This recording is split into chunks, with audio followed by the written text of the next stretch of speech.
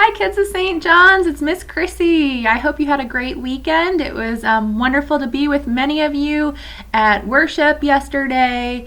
And we are going to continue on with C.S. Lewis's The Lion, the Witch, and the Wardrobe today on our third chapter.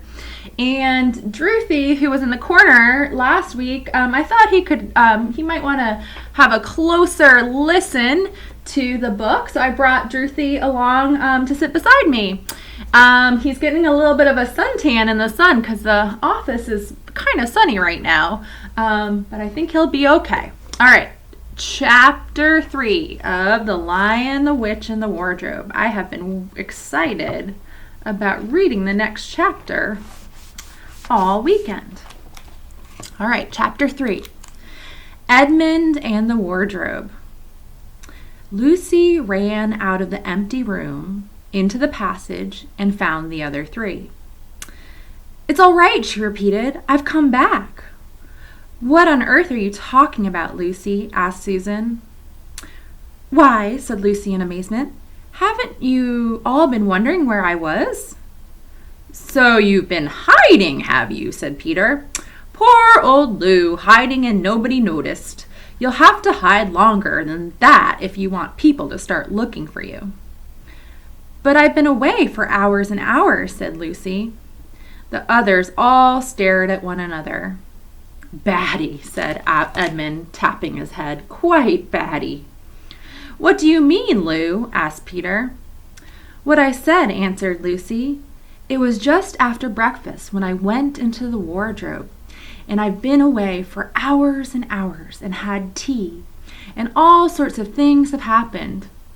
"Don't be silly," said Susan. I don't think they believe her. "We've only just come out of that room a moment ago, and you were there then." "She's not being silly at all," said Peter. "She's just making up a story for fun, aren't you, Lou? And why shouldn't she?" "No, Peter, I'm not," she said. It's a magic wardrobe. There's a wood inside it, and it's snowing, and there's a faun and a witch, and it's called Narnia. Come and see."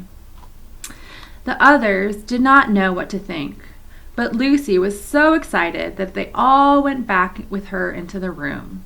She rushed ahead of them, flung open the door of the wardrobe, and cried, "Now, go in and see for yourselves." "Why, you goose," said Susan, putting her head inside and pulling the full fur coats apart. "It's just an ordinary wardrobe. Look, there's the back of it." Then everyone looked in and pulled the coats apart, and they all saw, Lucy herself saw, a perfectly ordinary wardrobe. There was no wood and no snow, only the back of the wardrobe with hooks on it. Peter went in and rapped his knuckles on it to make sure that it was solid. "A jolly good hoax, Lou," he said as he came out again. "You have really taken us in, I must admit it. We half believed you." "But it wasn't a hoax at all," said Lucy. "Really and truly, it was all different a moment ago. Honestly, it was, I promise."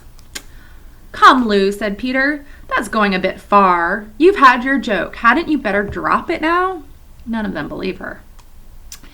Lucy grew very red in the face and tried to say something, though she hardly knew what she was trying to say, and burst into tears. For the next few days she was very miserable. She could have made it up with the others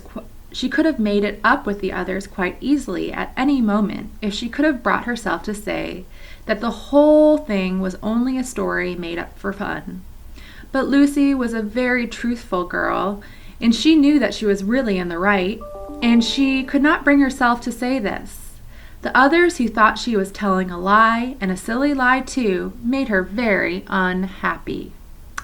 The two elder ones did this without meaning to do it, but Edmund could be spiteful, and on this occasion he was spiteful. He sneered and jeered at Lucy and kept on asking her if she'd found any other new countries and other cupboards all over the house. He's not being very nice to his sister, is he? What made it worse was that these days ought to have been delightful. The weather was fine, and they were out of doors from morning to night, bathing, fishing, climbing trees, birds nesting, and lying in the heather. But Lucy could not properly enjoy any of it. And so things went on until the next wet day. What happened on the next wet day? That day, when it came to the afternoon and there was still no sign of a break in the weather, they decided to play hide and seek. Sounds familiar. Susan was it, and as soon as the others scattered to hide, Lucy went to the room where the wardrobe was. She did not mean to hide in the wardrobe because she knew that would only set the others talking again about the whole wretched business. But she did want to have one more look inside, for by this time she was beginning to wonder herself whether Narnia and the fawn had not been a dream. The house was so large and complicated and full of hiding places that she thought she would have time to have one look into the wardrobe and then hide somewhere else. But as soon as she reached it, she heard steps in the passage outside. And then there was nothing for it but to jump into the wardrobe and hold the door closed behind her. She did not shut it properly because she knew that it was very silly to shut oneself into a wardrobe, even if it is not a magic one. Now, the steps she had heard were those of Edmund, and he came into the room just in time to see Lucy vanishing into the wardrobe. He at once decided to get into it himself, not because he thought it a particularly good place to hide, but because he wanted to go on teasing her about her imaginary country. He opened the door. There were coats hanging up as usual, and a smell of mothballs, and darkness and silence, and no sign of Lucy. She thinks I'm Susan come to catch her, said Edmund to himself, and shows she's keeping very quiet in at the back. He jumped in and shut the door, forgetting what a very foolish thing this is to do. Then he began feeling about for Lucy in the dark. He had expected to find her in a few seconds and was very surprised when he did not. He decided to open the door again and let in some light, but he could not find the door either.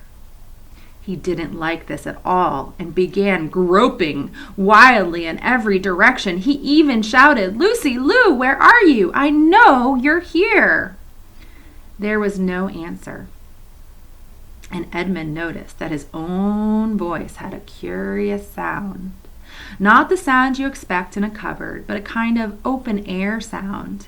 He also noticed that he was unexpectedly cold. And then he saw a light. "Thank goodness," said Edmund. "The door must have swung open of its own accord." He forgot all about Lucy and went towards the light, which he thought was the open door of the wardrobe. Boy, is he wrong. But instead of finding himself stepping out into the spare room, he found himself stepping out from the shadow of some thick, dark fir trees into an open place in the middle of the wood. Ooh, Edmund's in Narnia. There was crisp, dry snow under his feet and more snow lying on the branches of the trees. Overhead, there was a pale blue sky, the sort of sky one sees on a fine winter day in the morning. Straight ahead of him, he saw between the tree trunks the sun just rising very red and clear. Everything was perfectly still, as if he were the only living creature in that country. There was not even a robin or a squirrel among the trees, and the wood stretched as far as he could see in every direction. He shivered. He now remembered that he had been looking for Lucy, and also how unpleasant he had been to her about her imaginary country, which now turned out not to be imaginary at all.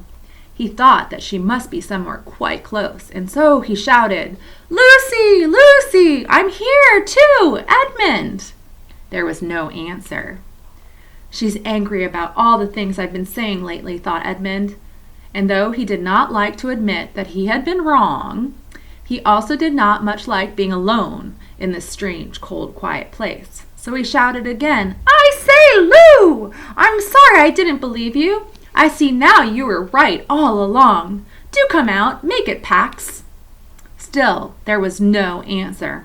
"Just like a girl," said Edmund to himself, sulking somewhere and won't accept an apology. I don't know about that, Edmund. He looked round him again and decided he did not much like this place and had almost made up his mind to go home when he heard, very far off in the wood, a sound of bells. He listened, and the sound came nearer and nearer, and at last there swept into sight a sledge drawn by 2 reindeer. Now here's the picture of Edmund and what he sees. That sled and then the 2 reindeer, and we'll soon find out who this is. Who do you think this is right here? All right. The reindeer were about the size of Shetland ponies, and their hair was so white that even the snow hardly looked white compared with them. Their branching horns were gilded and shone like something on fire when the sunrise caught them. Beautiful. Their harness was of scarlet leather and covered with bells. On the sledge, driving the reindeer, sat a fat dwarf who would have been about 3 feet high if he had been standing. He was dressed in polar bear's fur, and on his head he wore a red hood with a long gold tassel hanging down from its point. His huge beard covered his knees and served him instead of a rug. Oh, that's funny. So he had such a big beard that it covered him like a blanket. It's a big beard. But behind him, on a much higher seat in the middle of the sledge, sat a very different person. Let's see. A very different person. Lost my place. Oh, there we go. Here we go. A great lady, taller than any woman that Edmund had ever seen. She also was covered in white fur up to her throat and held a long, straight golden wand in her right hand and wore a golden crown on her head. Her face was white, not merely pale, but white like snow or paper or icing sugar, except for her very red mouth. It was a beautiful face in other respects, but proud and cold and stern. The sledge was a fine sight as it came sweeping towards Edmund with the bells jingling and the dwarf cracking his whip and the snow flying up on each side of it. "Stop!" said the lady. And the dwarf, she probably would have said it like this. "Stop!" said the lady. And the dwarf pulled the reindeer up so sharp that they almost sat down. Then they recovered themselves and stood champing their bits and blowing. In the frosty air, the breath coming out of their nostrils looked like smoke. "And what, pray, are you?" said the lady, looking hard at Edmund. She probably would have said it like this. "And what, pray, are you?" Because she's stern, said the lady, looking hard at Edmund. My name's Edmund," said Edmund rather awkwardly. He did not like the way she looked at him. The lady frowned. "Is that how you address a queen?" she asked, looking sterner than ever. "I beg your pardon, your majesty. I didn't know," said Edmund. "Not know the Queen of Narnia?" cried she. "Ha! You shall know us better hereafter. But I repeat, what are you?" "Please, your majesty," said Edmund, "I don't know what you mean. I'm at school. At least I was. It's the holidays now." Oh, and that's the end of chapter 3. Oh, I want to go on, but I'll save chapter 4 for tomorrow. And we are finishing up The Lion, the Witch, and the Wardrobe. Chapter 3 we finished today, and we're going to go on to chapter 4 tomorrow. I hope everybody has a good day.